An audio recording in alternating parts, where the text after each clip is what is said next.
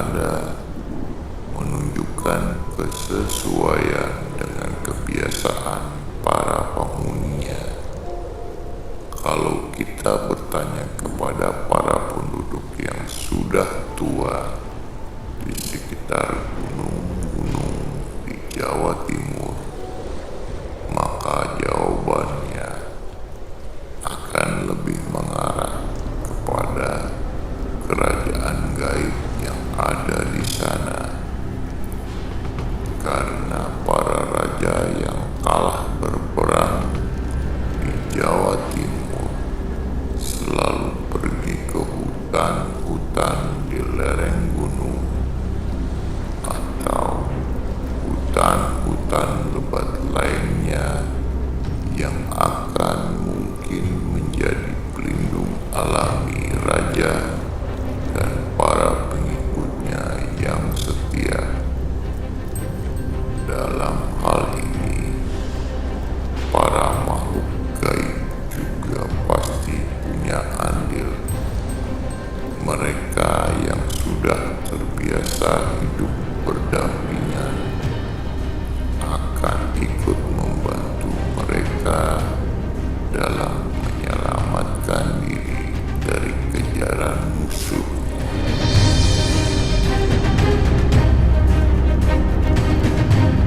Sedangkan raja-raja di Jawa Tengah biasanya, walau tidak semuanya, selalu melakukan negosiasi dengan para penyerang mereka bila para raja dan pengikutnya setia merasa pasti kalah bila berperang dengan musuhnya,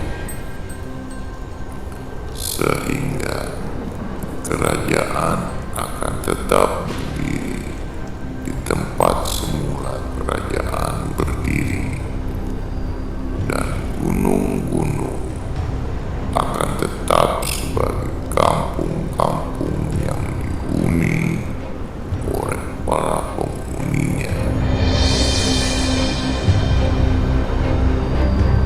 Di Sunda, para raja yang kalah berperang selalu menyelamatkan pengikutnya yang setia ke arah selatan Pulau Jawa, yaitu ke pantai selatan atau Samudra Indonesia yang kita kenal sekarang, sehingga bangunan yang ada di gunung-gunung akan tetap berdiri tanpa penghuni.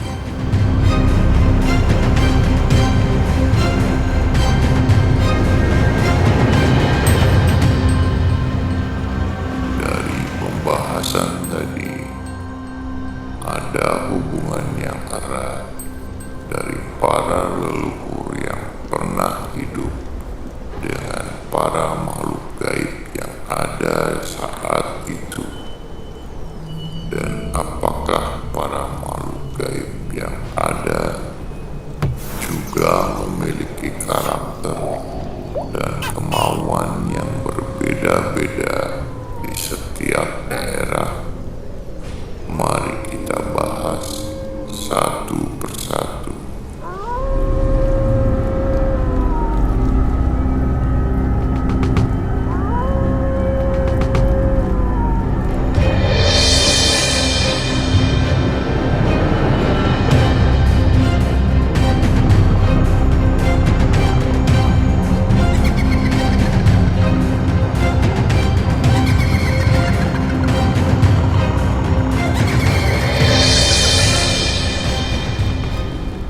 Sebelumnya, mari kita bertanya masing-masing dengan diri kita, dan dari pengetahuan yang ada pada diri kita sendiri, apakah ada kolerasi atau hubungan timbal balik antara tanah tempat kita hidup dengan sifat dan karakter kita semua? Tentu saja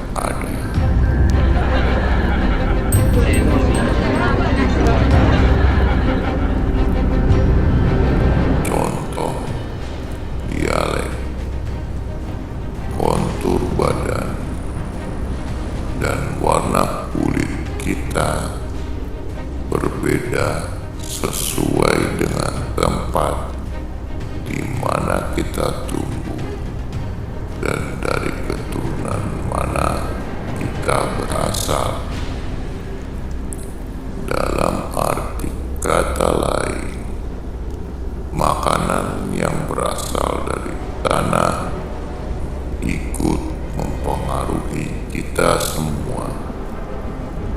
Udara yang kita hirup yang sangat dipengaruhi oleh kondisi tanah yang ada juga akan mempengaruhi kita semua. Namun pertanyaan utamanya, apakah itu semua juga mempengaruhi para makhluk gaib yang ada di sana? Apakah bentuk fisik makhluk gaib berbeda di setiap daerah? Apakah cara mereka berkomunikasi juga berbeda-beda? Apakah itu juga mempengaruhi apa yang mereka suka dan apa yang tidak? Seperti yang satu suka manis, yang lainnya suka pedas.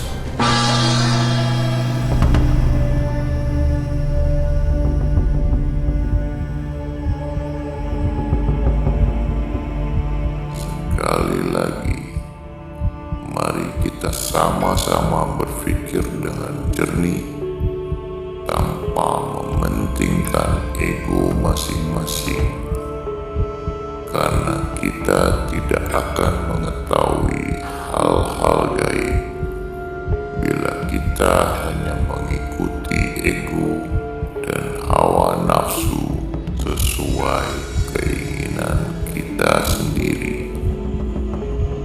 Pengetahuan kita tidak akan selesai pada kesimpulan yang benar bila kita terus-menerus mempertahankan sesuatu